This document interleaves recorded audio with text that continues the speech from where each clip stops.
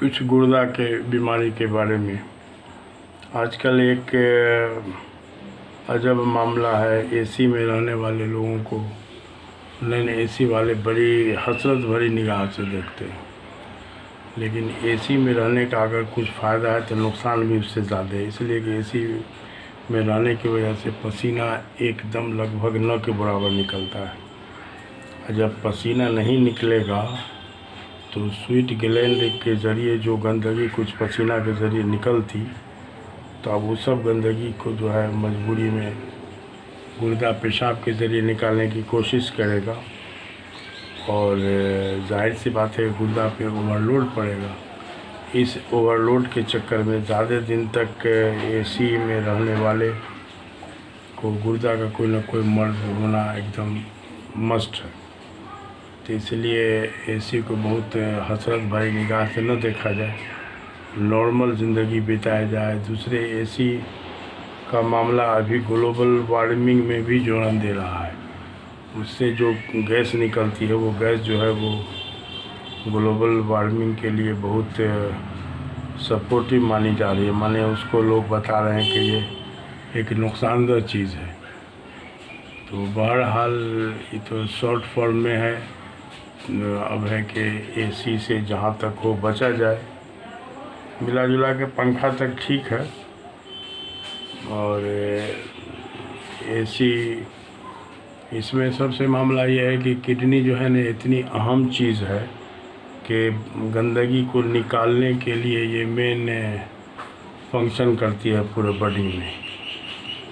इसलिए कुछ लोगों का पसीना देखिएगा कि पेशाब से भी ज़्यादा बदबूदार होता है, तो और या कुछ लोगों का हाथ पैर ऐसा पसीजता है कि उनका मुँह रुमाल आप सूंघ नहीं सकते हैं।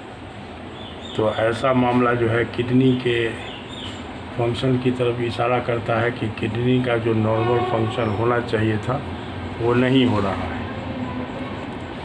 अच्छा, और हाथ पैर पसीजने के मामला को जो है मेडिकल साइंस में हाइपर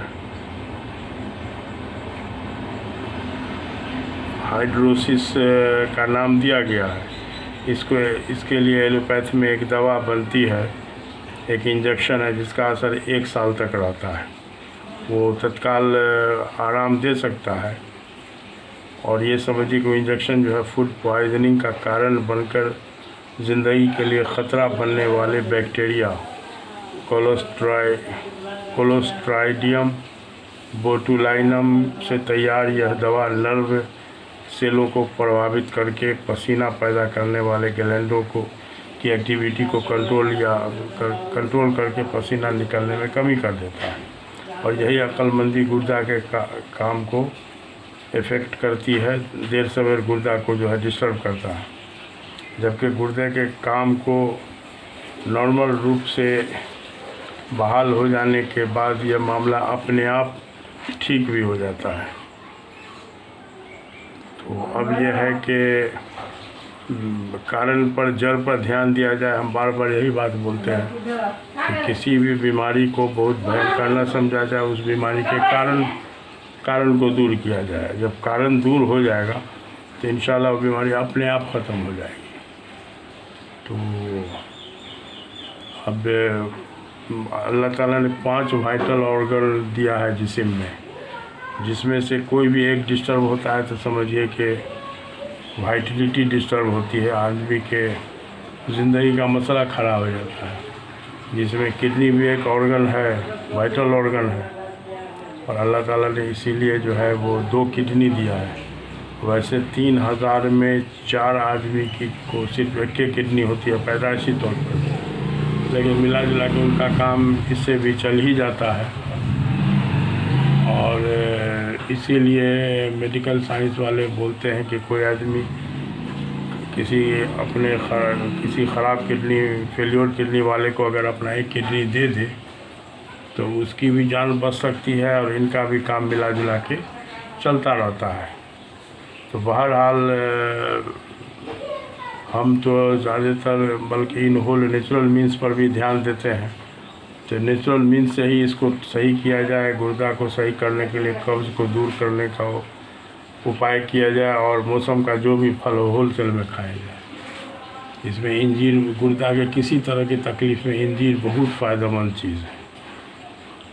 इवन किडनी फेलियर में भी इंजीर फ़ायदेमंद है, तो इंजीर खाया जाए। अल्लाह ताला दे तो इंजीर 100-150 ग्राम रोज़ के मकदार में खाया जाए। और प्लस मौसम का फल खीरा, ककड़ी, गाजर, पपीता, और इसको मतलब बेवैल्यू न समझा जाए, चूँकि आसानी से आपके अगल बगल में मिल जाती है।